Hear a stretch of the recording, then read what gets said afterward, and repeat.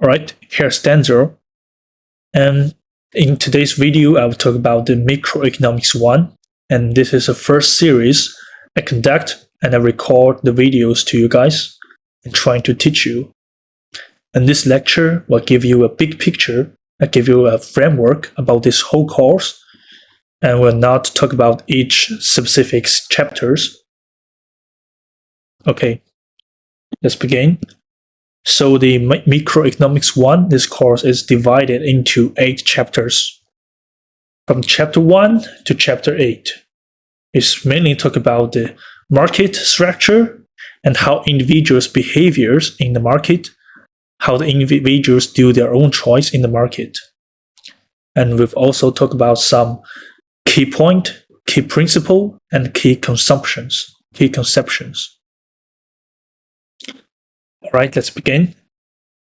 In chapter 1, it's about the conceptions. A lot of conceptions will be mentioned in this chapter. It's a very easy chapter, and I will give you some introduce. Well, after learning that, we'll move to chapter 2. Well, it's kind of independence to the whole course. It is about how individuals do their own behavior, and it will talk about the PPF, the production possibility function, also called the PPC, the production possibility curve. This will be taught in this chapter. And after talk about the chapter 1 and chapter 2, I will not directly introduce the chapter 3 and chapter 4. I will skip them and begin to introduce the chapter 5 and chapter 6. This 2 chapters is to talk about how individuals do their own choice in the market based on their own cost-benefit principle. And after learning that, we can draw the individual demand curve and individual firm curve, individual supply curve.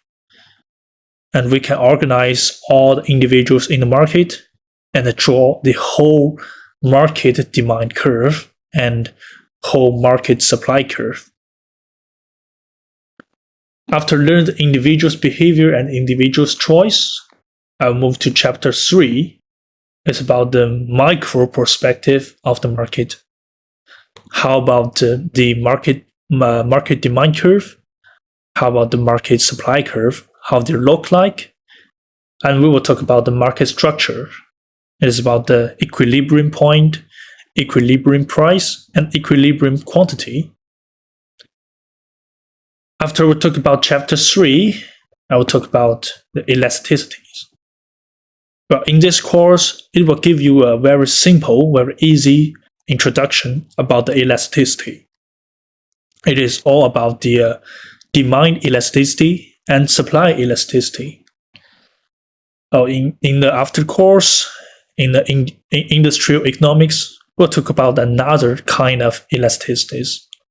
In the real world, in the real economics world, there are a lot of kind of elasticities. But in this course, we only talk about the demand and supply. So the previous chapters, which is chapter 1 to chapter 6, is to talk about the static market. The demand curve and supply curve did not change, did not shift in this course.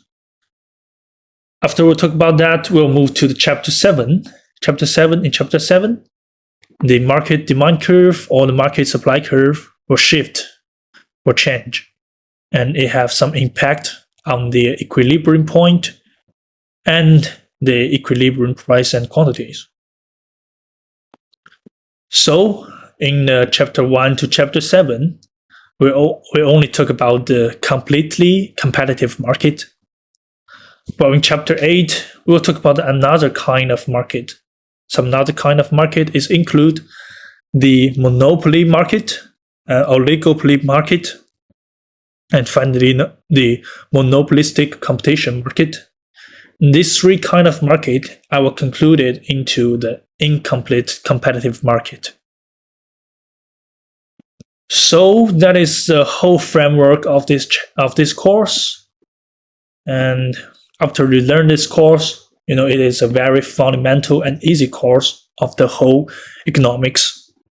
So after you learn this course, you should earn the basic ability to analyze the individual behavior in the market, and you should know the market structures, and you will also learn some main conceptions of the economics, which will be useful in the follow chapters, in the follow courses. So that is whole of today's course, of today's lecture. Goodbye, guys.